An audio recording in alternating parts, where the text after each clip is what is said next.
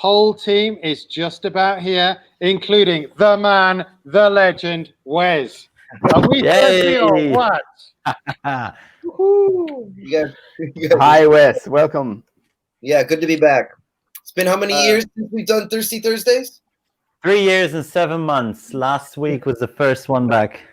Yeah, I got a message from Davis or one of you guys also just being like, hey, it's live, check it out. And then I joined it just to do comment on the YouTube page, and I realized that it was an hour ago. So I was just watching a recording. Nice. Brilliant. Oh, I have to join. It's good to have you back. Good to have you back.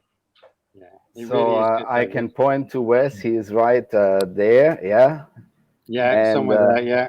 He Down is that our way bit. name patron. Yeah, is that correct to say? It is. Everybody points to someone. Yeah, I'm not sure it quite works. Where are you these days? I'm in Tokyo. I'm in I'm in Kichijoji, Tokyo. Working So you settled in there pretty well, right? These days? Yeah, it's my 4th year in Tokyo. Wow. And, yeah. Yeah, that must have been it. You moved there and Thirsty Thursday stopped. There might be a correlation. Well, how many the countries are we? timing of 4 countries, yeah? Philippines, Malaysia, Japan, and Thailand. That's right. We're now an actual global force. Very good. Cool. I thought I wonder when the first coming in later. I wonder if when the first people from overseas, in terms of Europe or America, will join. Mm. Actually, if we want, that'll happen tonight. Yeah. We have our first visitor coming in, Adriana from KL. She's hosting the Teach Me KL next week, so that's going to be awesome. All right. Oh, yeah. Will you be there with your James? Next month she'll be here, just around the corner. Saw the flyer. DCI, Google Certified Innovator, like a month ago, right? Yeah, we were there together. Yeah, we were all there. Yeah, she was there. Yeah, I saw your name on the list. Yes. Yeah, we were there together. Her name, and you might have met my friend Aaron Alcatre. Well, Adriana's actually, she's coming out to Bangkok, I think, in, 3 weeks or 4 weeks for a stand-up show. Yeah. So that's literally just around the corner from where we live. So that'll be good. So, yeah, if you want to get your kick of comedy, Adriana is coming to Bangkok soon. Brilliant. To bang some cock, I hear. Yeah. Yes. Right, let me just share this link. Do you want to start us off, James? Yes, absolutely. So, great to see everybody. So, hello, Gary. You in? Okay, hello. so hello. Oh my God! Yes. I just thought that we are live already. Oh Yeah, my God! We are live already. It's a is quality it job. possible to reply to the comments or no?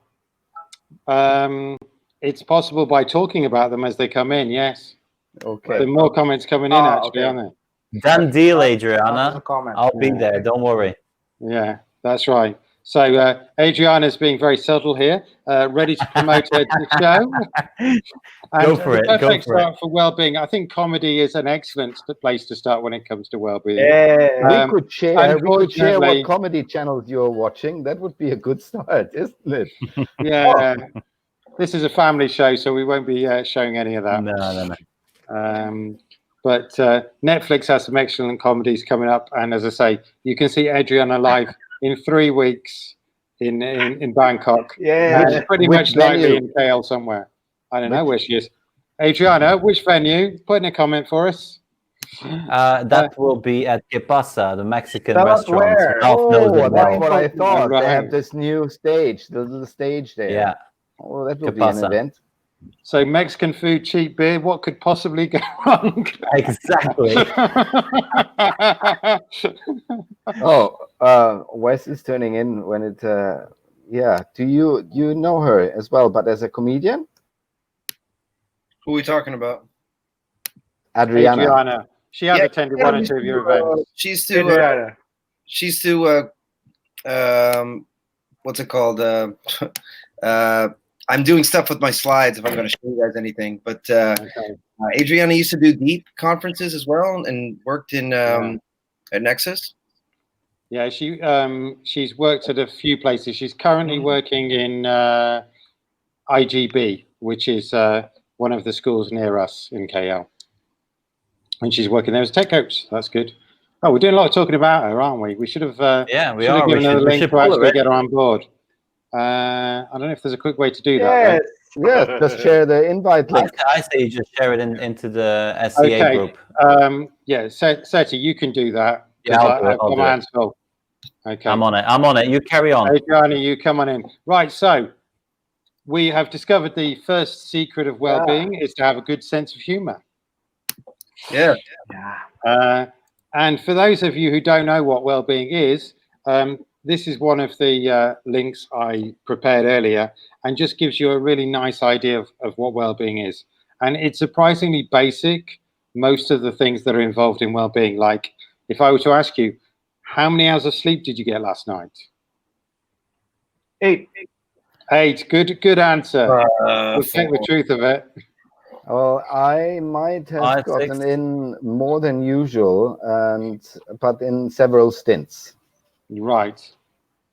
Yeah. I think that's it. And also making time for yourself, doing what you enjoy, right? Yes, and not push these things out. And often we say, well, like from the student side, they have to do the homework. They have to do that first. And after 1 hour of biting at a problem, the brain capacity just goes down. Take a break, 5 minutes, stretch yourself, punch the air or play air guitar, dance around, and then you feel better again. I mean, as a computer science teacher, I actually tell the students a 10-minute rule. If you get stuck on something for more than 10 minutes, just come into class and we'll go through it. Because I don't want students getting so frustrated it goes beyond crazy. Yeah, that's a good advice. Yeah. Yeah, I mean, I don't know if it applies to all subjects, but I think it's good. What about you, Wesley? How do you think help your students' well-being? Asking them questions of just getting to know them. I think it's about building relationships, number one. You know, and see what they say. Be a good listener, and give advice when you can, right? And it's going to be different for every relationship you build with the kid. They're going to need different advice at different points. Maybe sometimes just need someone to talk to. Yeah, it's very true. And Gary, what are your thoughts on this in terms of well-being for your students? Well-being means, I agree with Wes, we have to get to know them better, where they are coming from. They have different backgrounds, different setup in the family. Are they living with their family or relatives, or are they living alone?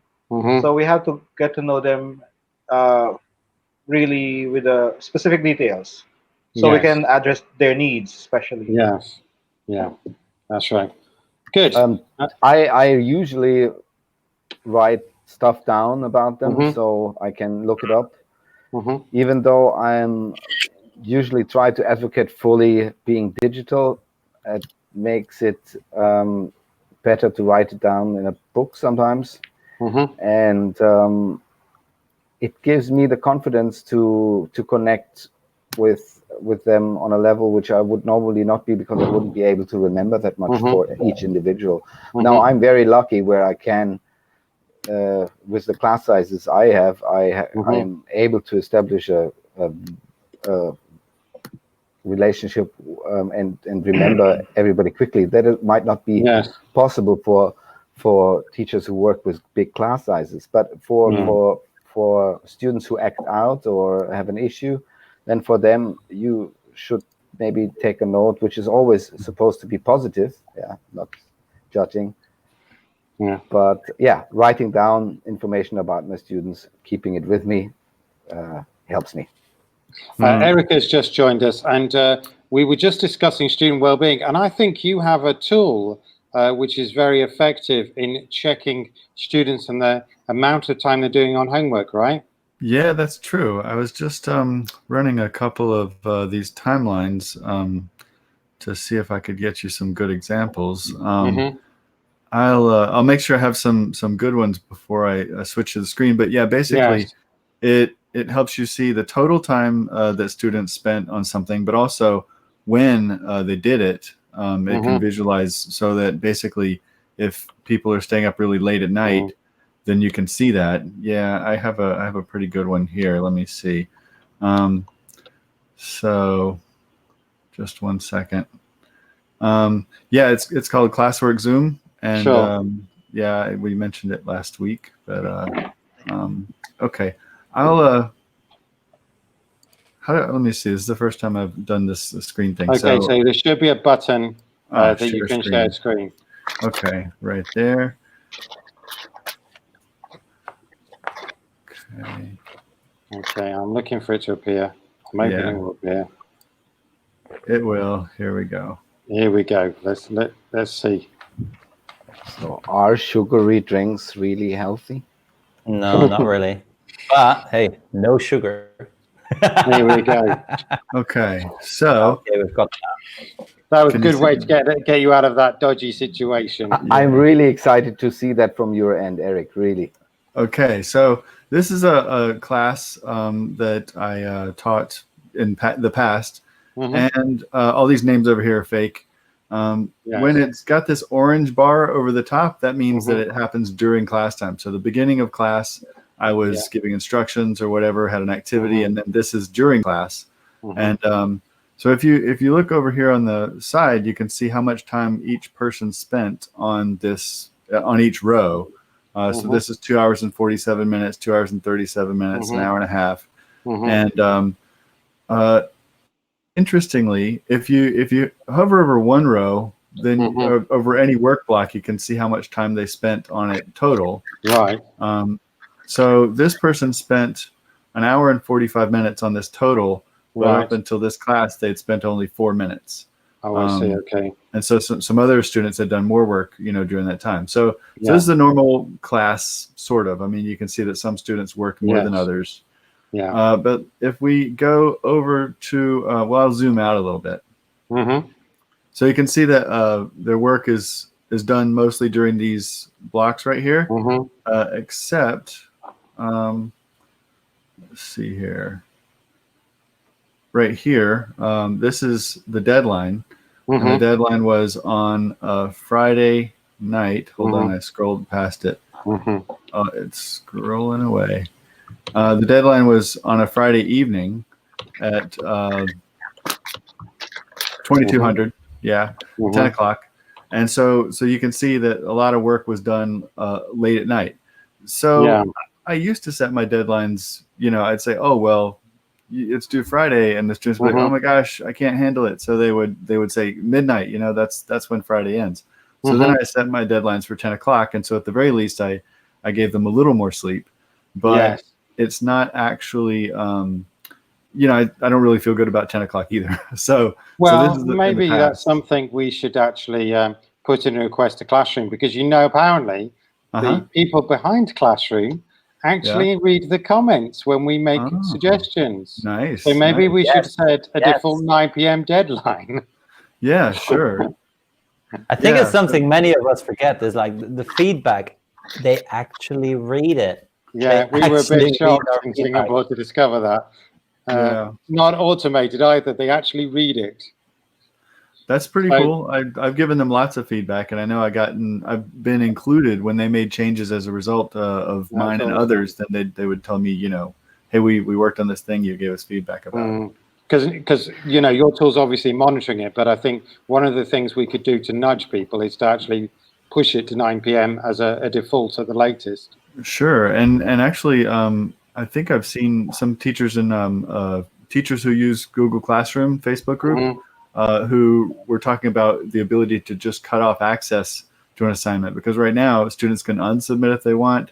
I'd like to be able to turn it in myself, to say, okay, you're done with it, and just cut it off so that they can't even, mess with it at all. Exactly. Yeah. That would be an interesting function, definitely. Yeah. Excellent.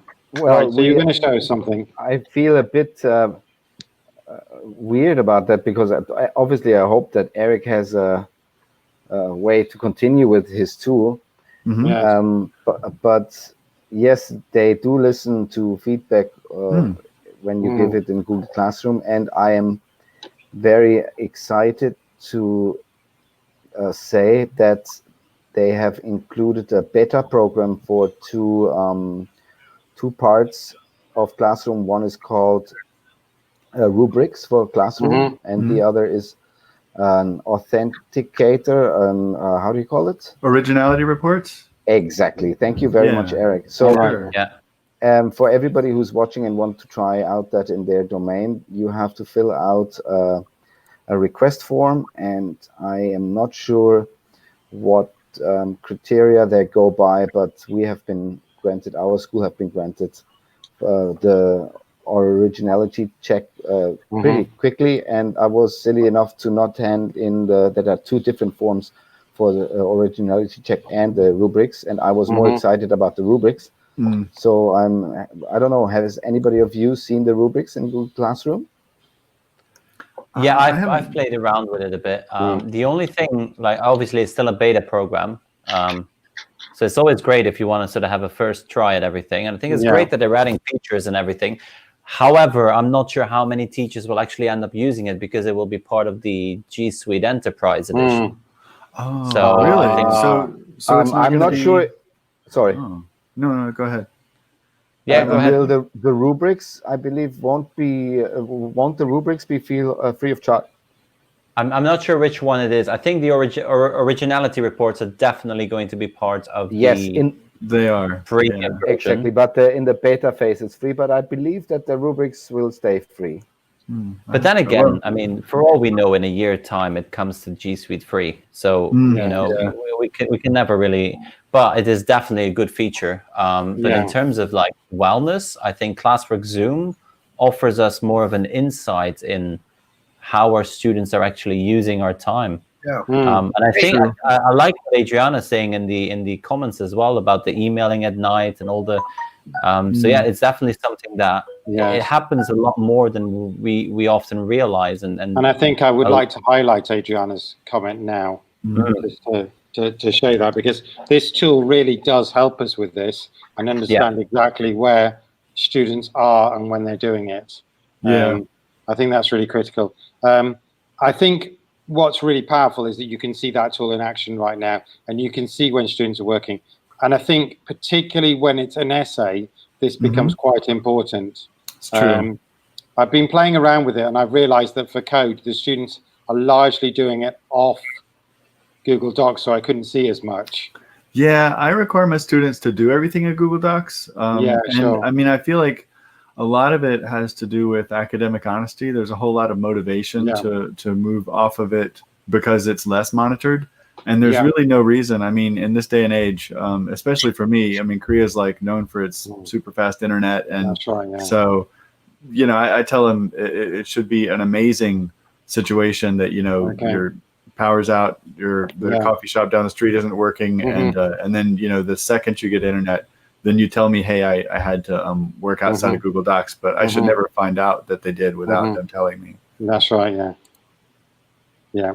So I think these are some of the challenges we got. And I think Adriana put a good point off, and that Classwork Zoom is the perfect tool to help us with that. And, you know, because your tool works on a classroom basis, doesn't it? So a principal could go to any class and see what was going on. It's true, as long as the principal was signed up, say, as a co-teacher in that class, unless there's some kind of functionality I'm not aware of. I didn't know as long as that. I have That's access. cool. Yeah. Okay. Yeah. So basically, any co-teacher can see that. That is awesome. It's true. It's true. I'm a co-teacher in a couple of other teachers' classes because they wanted some help with this kind of thing, and then I was able to use their. So I've got a couple of other subjects that I can use as demo classes that aren't English. Funny thing, you use your product as a guest user, so to say. Yeah. Well, it's handy because then I can show how it's useful for science, because I'm not a science teacher, but it's the feature. Let me see. There's a feature that. Let me pull that up again. Sure. So when you have more than one person editing a document, then you can get a breakdown of how much time each person spent in it. And so this is awesome. That is this particular powerful. one right here. This was actually these two people were not in the class, so this was actually cheating. Well, this person's actually a former student who like removed themselves from the class, but this person got a lot of help from their sister, and so then you can see how many keystrokes or how much editing time. So the sister was a much faster typer than the brother. Oh wow! And so in 10% of the time, did a tremendous amount of the work. Yeah, and this was. Also, you can see when a document has been removed. Sometimes a student will work in a document and then remove it because they realize that it's maybe incriminating. And so a removed document is still in there. I see. Okay.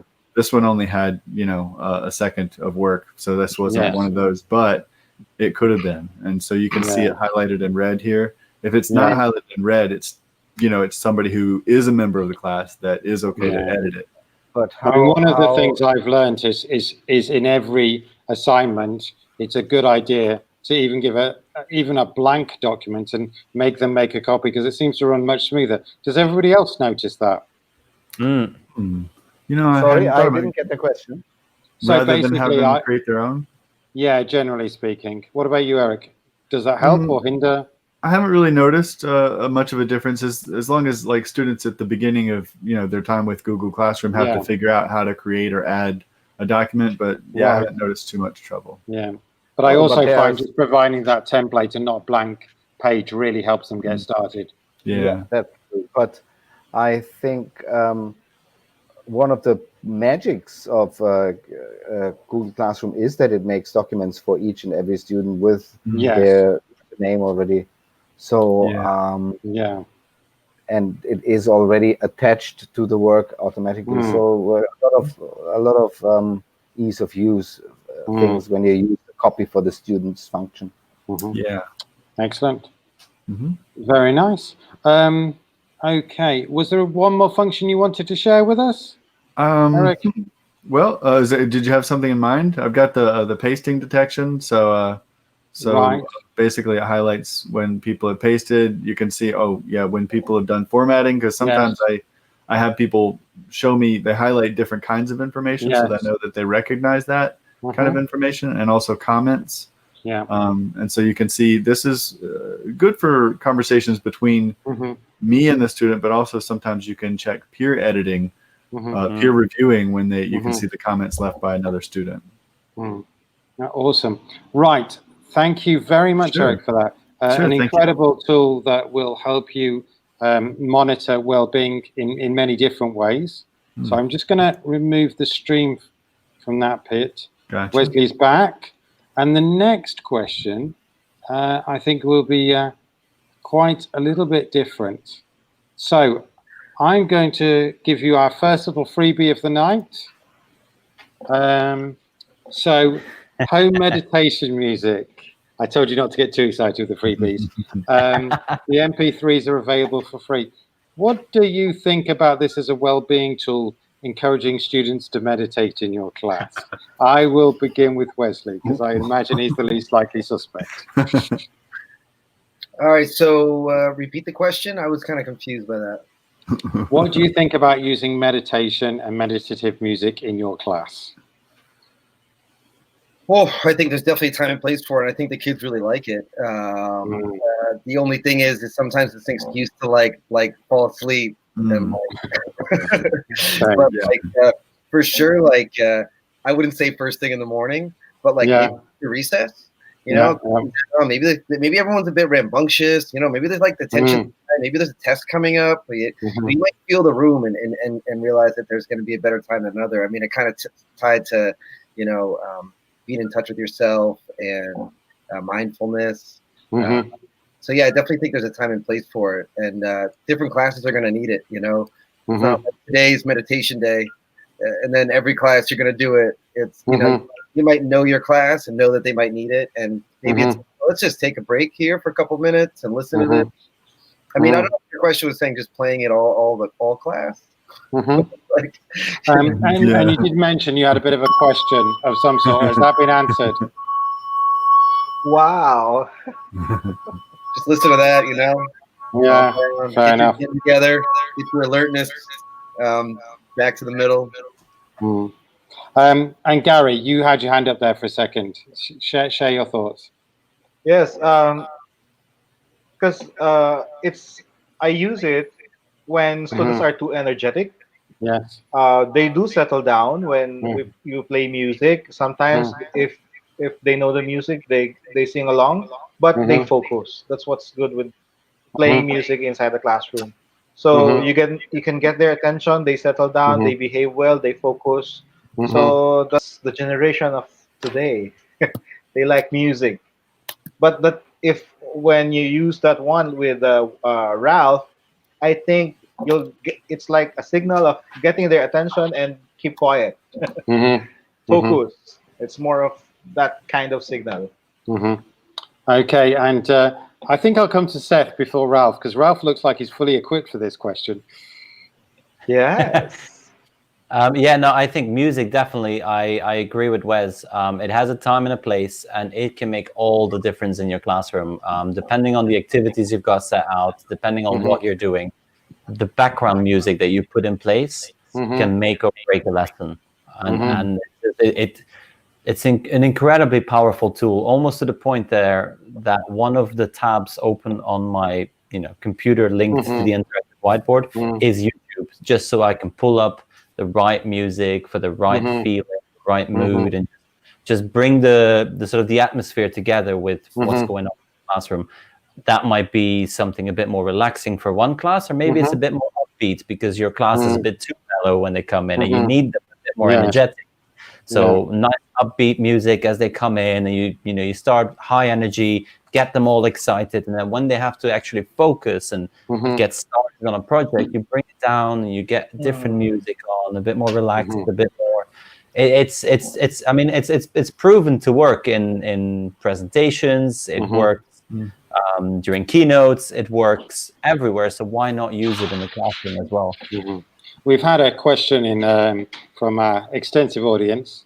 What did the expert panel do about allowing students to listen to their own music? Adriana.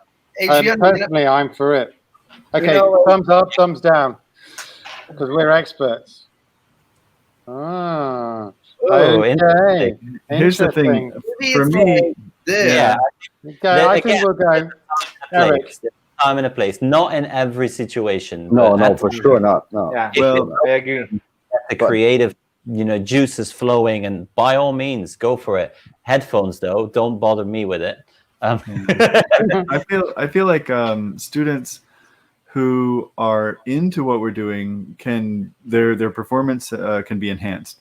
But some students can use it as an escape, so that their ears are a window to another world, and their eyes are glazed over, but they're trying to look focused.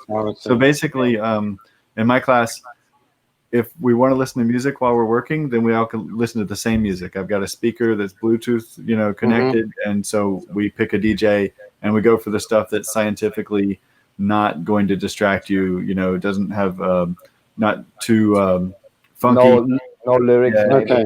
No lyrics. See, this is where I think. And I think in some cases that would be incredibly distracting, because there is some music that works for other people, and it would drive me up the wall if I had to. That's why I think. And there are other times where I need to get work done, and I know, for example, myself, if I listen to very high tempo electronic music, my typing is triple the speed I would otherwise get.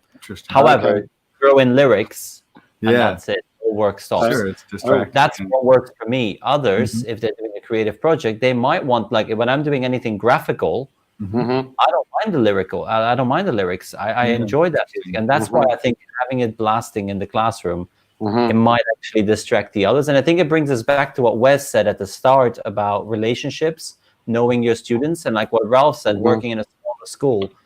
Like, I can honestly say I know every single student's name, and I know my students well enough to know, okay, if this student is asking to listen to music, it's actually not going to help him or her produce good or the best work they can.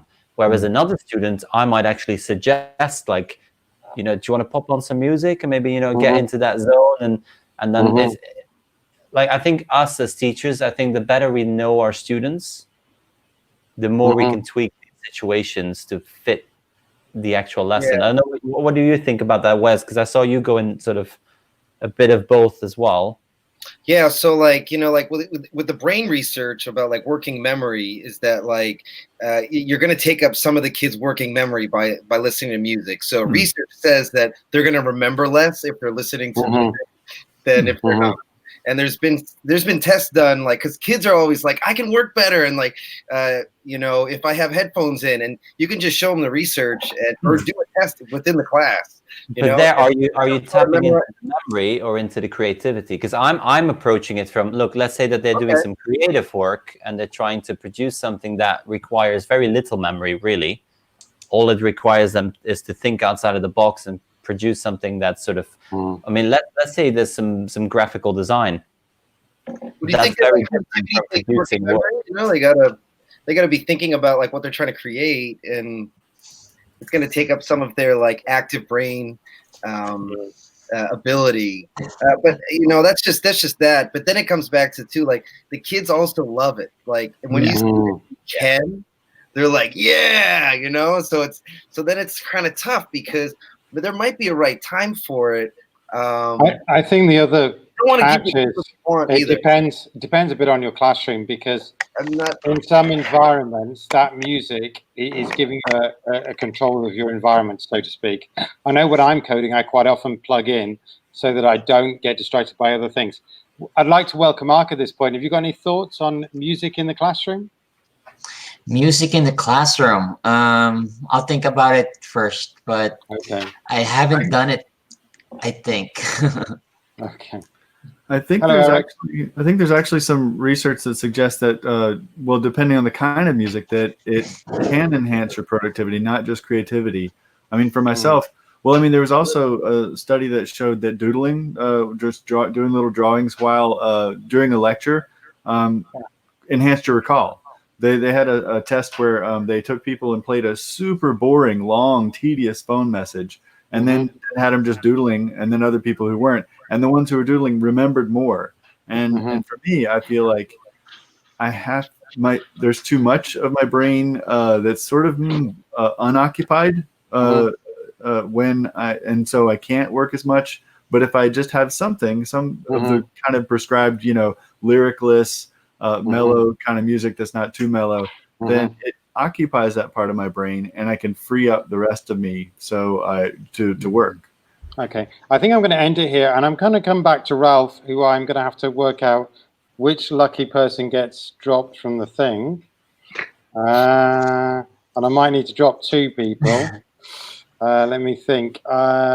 Just for a minute or two, I'm going to put Ralph's screen up for us.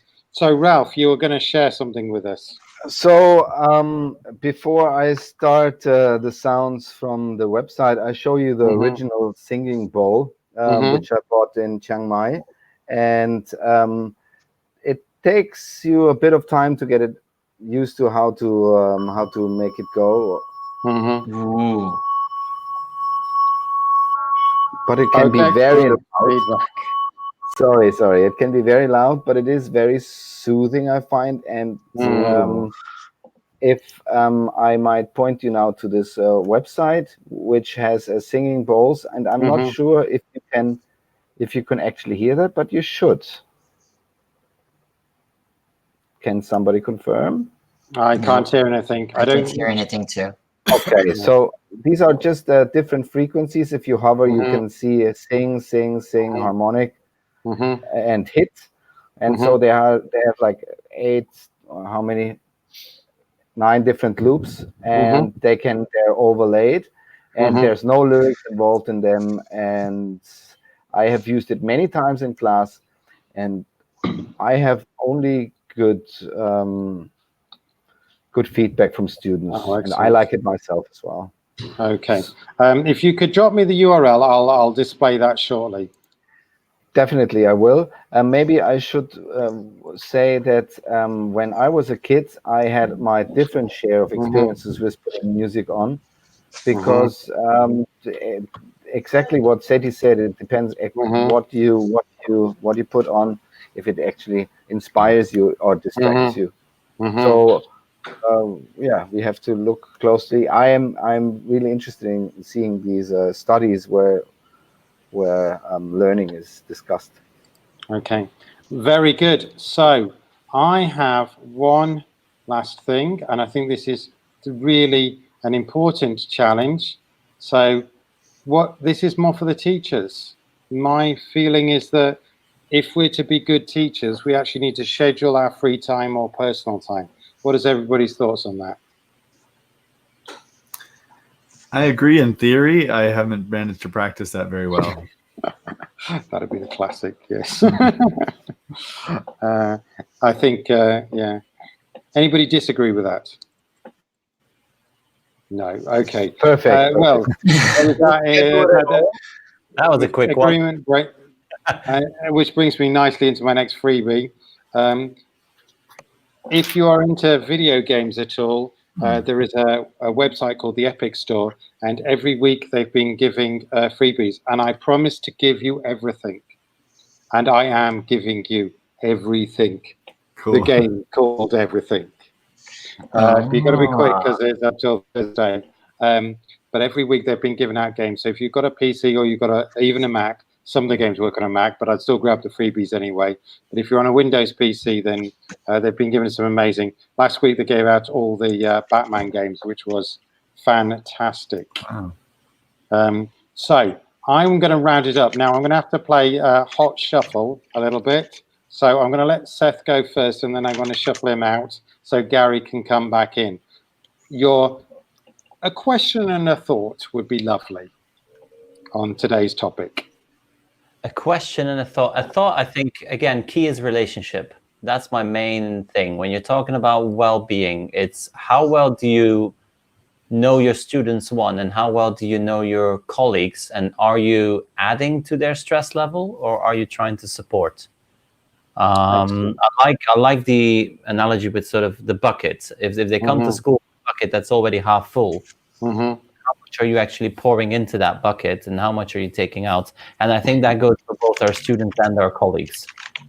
Because often we'll say things in passing and actually we're adding to our colleagues' bucket. Yeah. That would be the main thought. And then the question, I think the question ties in with the last question that was asked. Like, yes, in theory, scheduling, all your time is brilliant. And then life happens. There's 101 things going on left and right, and family and work and hobbies. And so I think it's important to strike that balance. And I think a lot of the companies are trying to do it. A lot of the hardware companies are trying to bring these tools in that help us keep track of where we're spending our time. A lot of software companies are trying to make changes. Social media companies are trying to make changes. Get rid of the like buttons, get rid of it. So there's a different movement now in terms of trying to get that mental health. But my main question would be, like, how far can we take this without losing the original purpose of these tools and the original purpose of these platforms? So that would be my main question then. It's very hard and difficult to answer, I think. Yes. Right, I'm going to take you out of the stream to make space for Gary. And the next person I'm coming to, Wes, is same for you. A thought and a question.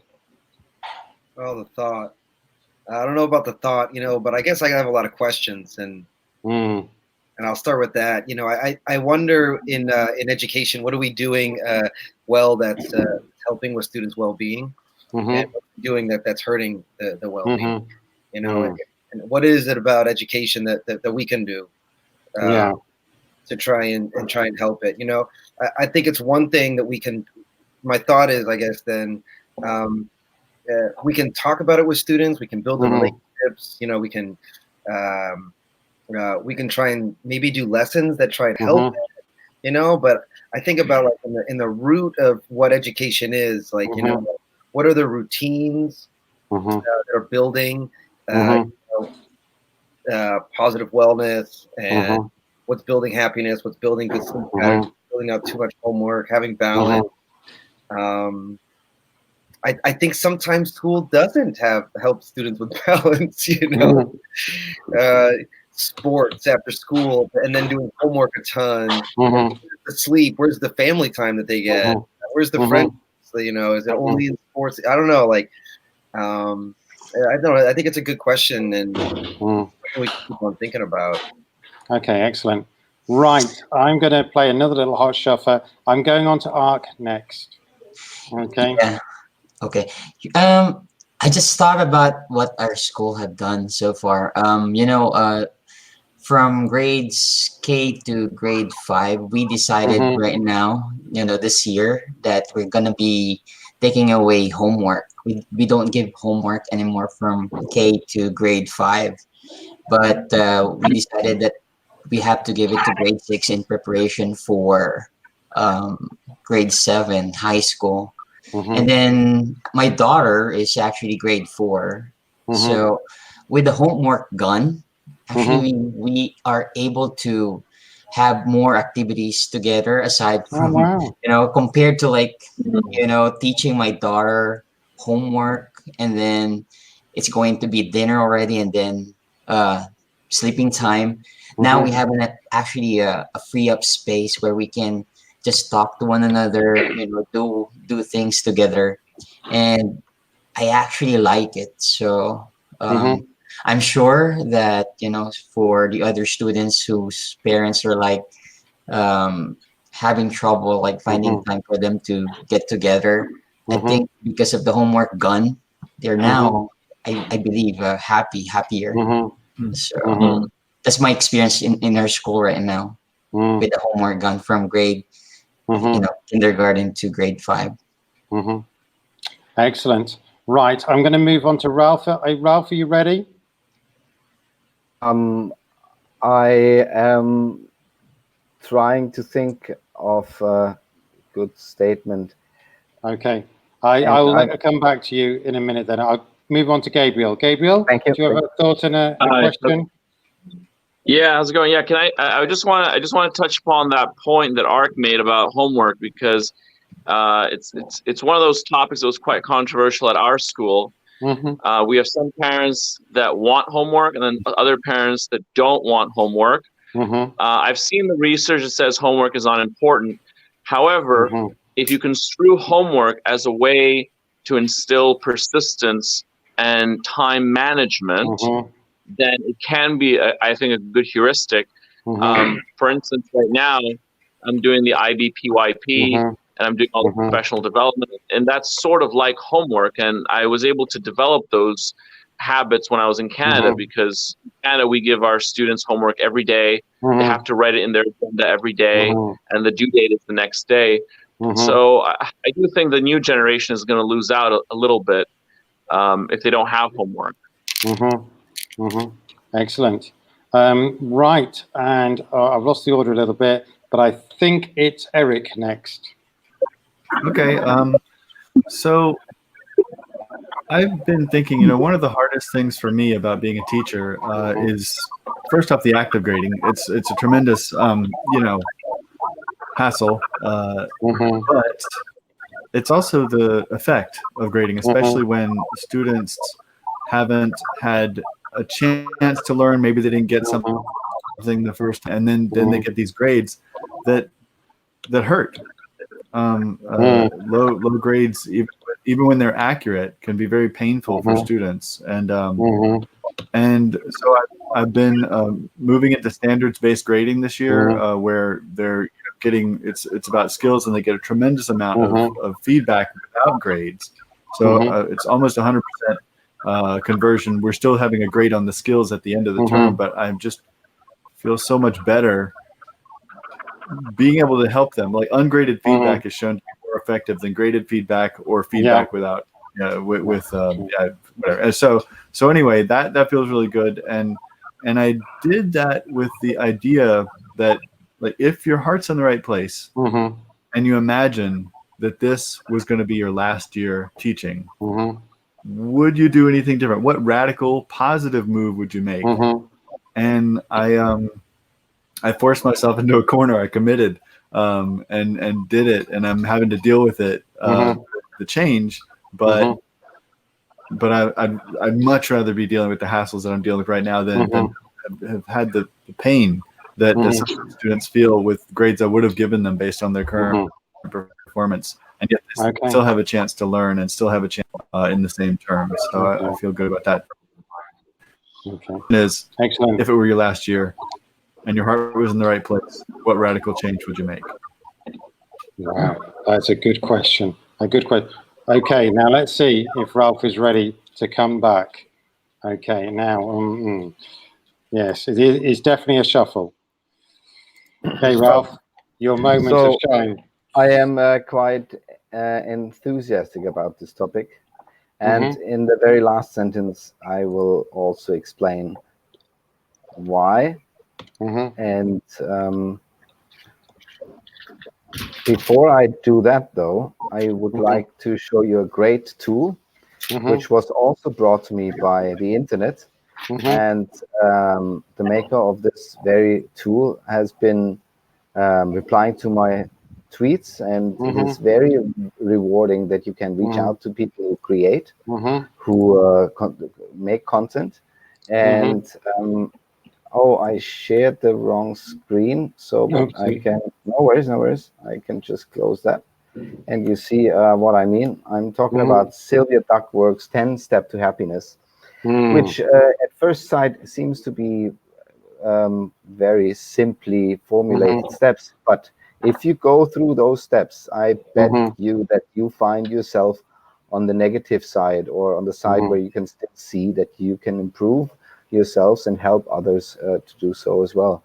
So I don't want to go through them all, but I can only advise to, I have put it up in my bedroom and written it myself out in an artwork, so I feel that I can remember all of the steps, and I use them often during the day. And now I will stop sharing the screen and then read what I have prepared. I very, very strongly believe, and there is plenty of evidence, that physical and mental problems are found in every part of life, in every group of people, and that shan't be anything to be ashamed of. Whether it is happening locally in your home, or it happens locally in your school, or on a global level, I believe that there is a responsibility by the peers to have an open ear, to sometimes also be forgiving to people who misbehave, or who are agitated, or who lost it. In a professional environment, we can't deal with, especially as teachers, if a teacher loses it, that's very difficult to deal with or even come back from. But we as peers must be empathetic and understanding, and nobody is helped if you try to suppress it or make it argued away. And therefore I promise myself to better myself into being more forgiving to colleagues which might agitate me, or might not take the thought into responding to my questions or my hopes. And it's very, very important to open up to friends, and often they can help more than we think. Okay, excellent. Thank you very much. I think everybody has almost had their thought. I'm going to leave it to Gary to close things out. If that's all right, Gary. Okay. With my former school, we used to have a policy wherein we don't give homework to students, because during the day, we have 1 hour given to students to work on any subject that they would like to work on. We call this individual work. So meaning it's the substitute to the assignment. It is included in the student's schedule, wherein you have an hour every day to work on a particular subject. So each subject will give an assignment. So they will work on that one. but the student has to choose which subject to work on first. But they have to finish that within a certain period of time. So they don't have to bring homework at home. So at home, they are more relaxed because we believe that we have to balance the academics and the family life. So that is why we don't really give homework usually. But of course, with math, we need to practice from time to time, yes, but not almost every day. So that's what we do with my former school. So there are conditions that we have to consider also. So especially if it's really if there's a lot of what do we call this, a class interruption due to bad weather, so we have to give homework. But normally we don't. So that's how we do it. Very good. Thank you. I think we've given some ideas in terms of what's going on. And what I saw in the comments was actually something that I think we might want to pick up next time. Teacher Andre said, do you have any suggestions for student well-being when parents play little role, especially busy or divorced parents? And that might be something we take on next week in dealing with parental where the parents aren't those loving parents that we hope for, not just in terms of well-being, but how do we support those students and what do we do to help them? So next week, it is my pleasure to hand over to Ralph. So it is going to be a very special occasion. Thank you, Ralph. It's also Teach Me KL, so I'll try to be on as soon as I can, but I'll accept if I'm in the back room for most of it. So thank you very much. Good night. And enjoy. Thank you very much, and enjoy your drinks. Thirsty Thursday. Educators thirsty for knowledge. Yes. Bye.